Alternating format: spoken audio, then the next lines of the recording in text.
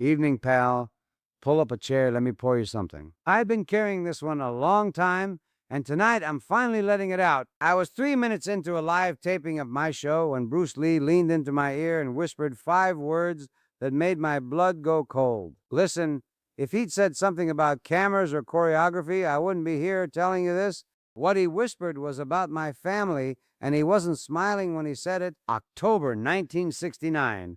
NBC lot, Studio 4, Burbank. My variety show was in its 4th season. 300 people in those seats, most of them 2 drinks deep before the warm-up comic finished. The producer, Gil Brennan, had been buzzing all week. Dean, I'm telling you, this guest is going to blow the roof off. Gil, last time you said that, you brought a man with a dancing poodle. This is different. This guy moves like nothing you've ever seen. That's what you said about the poodle. Write in the comments, where are you listening to this story from? And what time is it right now? I walked in around 4 for blocking and saw him. Bruce Lee standing near the prop table, rolling his shoulders in slow circles. Small guy, compact, but something about the way he occupied space made the air itself pay attention. He had a small jade figurine in his hand, no bigger than a chess piece. Turning it between his fingers, he set it on my piano without a word. A little green tiger, worn smooth. I didn't think anything of it. We shook hands, dry grip, precise. Mr. Martin, it's an honor to be on your show. Call me Dean, kid. Mr. Martin is my father, and trust me, you don't want to talk to him. Why not? Because he'd sit you in his barber chair and talk weather for an hour. I'm saving you. He smiled at that. Barely, like he was saving his energy for something else. The plan was simple. Bruce comes on during the 2nd segment for a martial arts demo. I play the fool. He shows moves, maybe flips me, laughs, handshake, exit. But here's what I noticed in rehearsal. Bruce kept glancing off stage left toward the audience area, even though the seats were empty. He'd do a perfect kick, land like a cat, then his eyes would drift to the same spot. Row 3, left side. I filed it away. Showtime. Lights up, band hit the intro. I walked out to that wave of warmth. First segment went smooth. 2 songs, a Sinatra joke that landed big. I could smell perfume and cigarette smoke from the front rows, stage lights throwing golden heat across my face. Gil gave the signal. 2nd segment, Bruce walked out from stage right. Black outfit, no flash, just him. Ladies and gentlemen, I said, I'd like you to meet a young man who could knock me out before I finish this sentence, but I'm hoping he lets me finish the show first. The demonstration was something else. I've seen every kind of performer, and nobody moved like Bruce moved that night. He struck a wooden board, and the crack echoed like a gunshot. But notice, through the entire routine, his eyes kept finding that same spot, row 3, left side. And now the seats were full. I followed his gaze. A woman, mid-30s, dark hair pulled tight, gray dress that didn't fit the crowd. She had a photograph pressed flat against her purse. I could see the white border from stage. She was watching Bruce with an expression I couldn't read, not admiration, not fear, something older than both. I need you to understand something. I'd done hundreds of tapings. I had one rule: never let anything from the audience get inside your head. Smile, sing, keep the machine running. I'd never broken that rule. The demonstration ended. Audience went wild. I stepped in for the handshake, the planned bit where I challenge him. Gentle flip, big laughs, exit. We shook hands, cameras rolling, 300 people clapping, and Bruce leaned in, his mouth hidden by the angle, and whispered, after the show, it's about someone in your family. Don't look at row 3. Everything stopped. The applause kept going, but I couldn't hear it. All I heard was the low hum of the stage monitors and my own heartbeat behind my ribs. 4 segments left.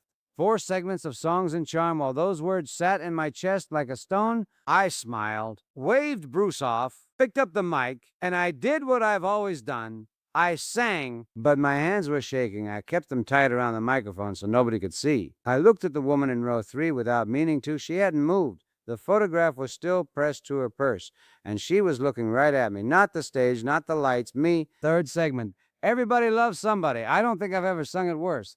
The audience couldn't tell. They swayed, sang along, but I was somewhere else, scanning the word family like a man searching a dark room with one match. My kids, my mother. Why did Bruce Lee know something about my family? I'd met the man 3 hours ago. The cigarette smoke hit me again, sharp and thick, mixing with hot dust burning off the lights. It pulled me back for a second, Then it was gone. 3 segments left. The clock in my head was louder now. During the break, my bandleader Tommy leaned over from the pit.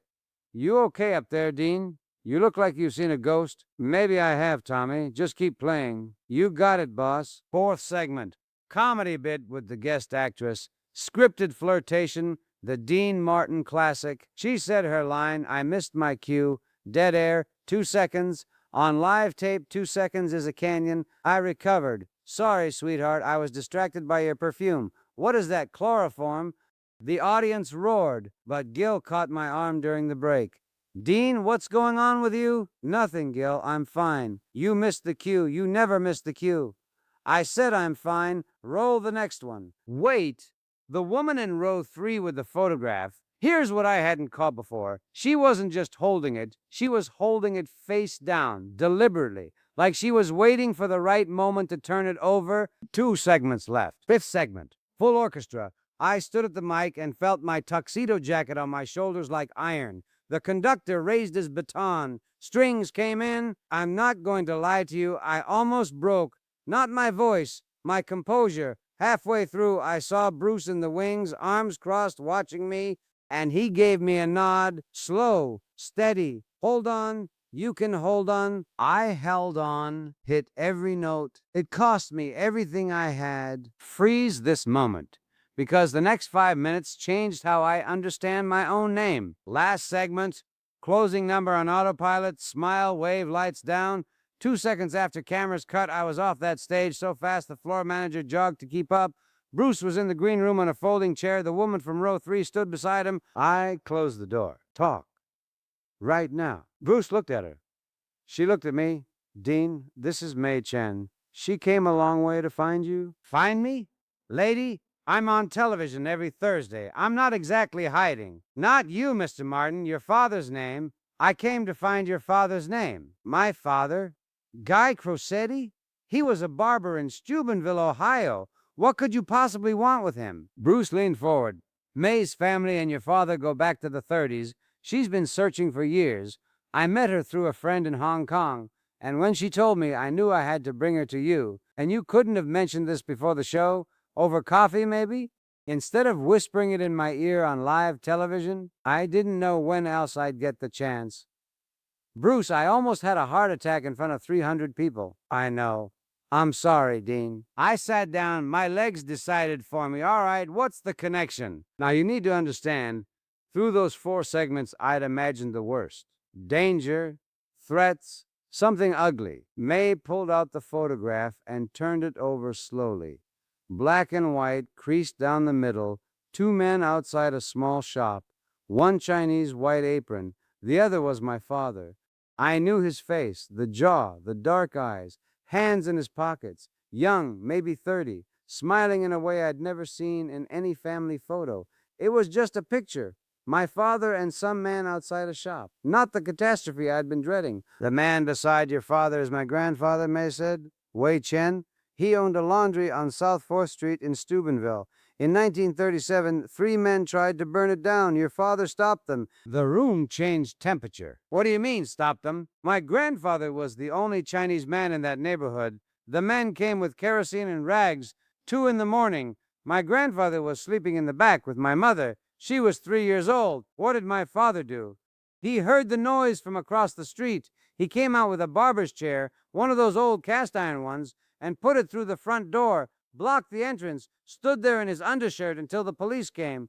Good God! One of the men hit him with a bottle, across the jaw. He bled through his shirt and he didn't move, not one step back. He never said a word about it, I said. Not to me, not to my brothers, not to anyone. I know, May said. My grandfather told us your father made him promise never to speak of it. He said it wasn't bravery. He said it was just what neighbors do. I stared at that photograph.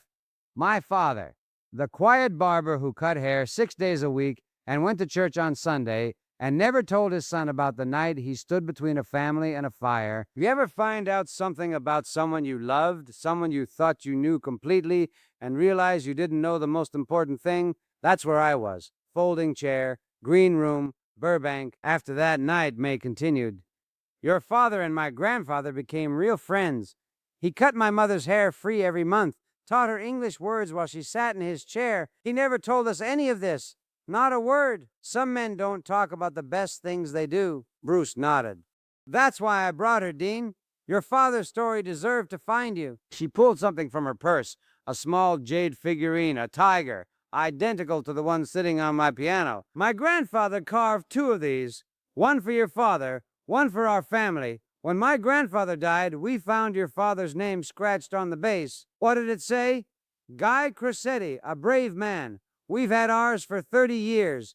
The other one, the one he gave your father, we've been trying to find ever since. I stood up without saying a word, walked out of the green room, back through the dark hallway, and onto the empty stage. Audience gone, lights off except the flat gray work fluorescents.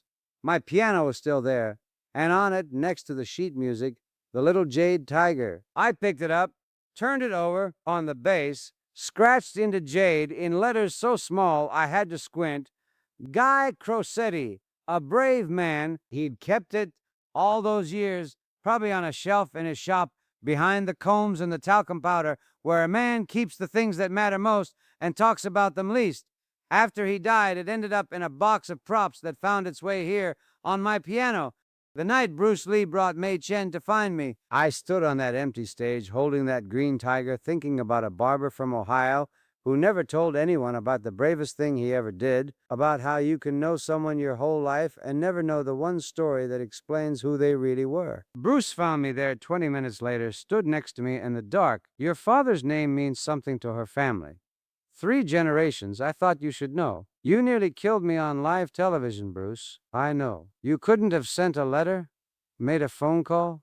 Maybe shown up at my house like a normal person? Would you have listened? I thought about that for a second. Probably not. That's what I figured. Don't apologize. Some things are worth a heart attack. I gave the jade tiger to May. It belonged with her family. Both of them did. She held it against her chest and cried. Not loud, just quiet tears, the kind that come when you find something you've been searching for your whole life. The people who change the world aren't always the ones on stage. Sometimes they're across the street in their undershirts, bleeding, refusing to move. My father was a barber. He was also the bravest man I never knew. And Bruce Lee, on a Thursday night in Burbank, made sure I found out. If you want to hear about the night I actually walked off my own stage and what was waiting for me in that parking lot, let me know in the comments. I've got more of these nights than years left to tell them.